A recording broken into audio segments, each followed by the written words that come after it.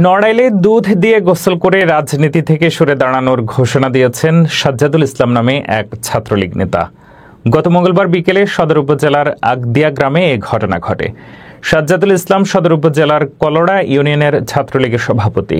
স্থানীয় সূত্রে জানা গেছে, বিকেল 5:30টার দিকে নিজ বাড়ির উঠানে এক বালতি পানি ও একটি পাত্রে রাখা দুধ দিয়ে গোসল করেন সাজ্জাদুল। গোসল শেষে ছাত্রলীগের সভাপতির পদ থেকে পদত্যাগ ও ভবিষ্যতে রাজনৈতিক কর্মকাণ্ডে অংশ না নেওয়ার অঙ্গীকার করেন তিনি।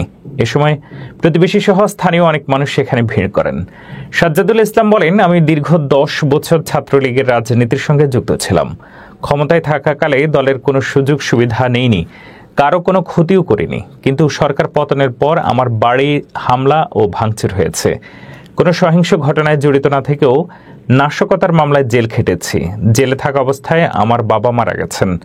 এখন আমি মনে করছি মানুষের জীবন এবং আত্মসম্মান সবচেয়ে বড়। এসব কারণে সজ্ঞানে স্বেচ্ছায় ছাত্রলীগের রাজনীতি থেকে অব্যাহতি নিচ্ছি। শিগগিরই লিখিত পদত্যাগপত্র জমা দেব।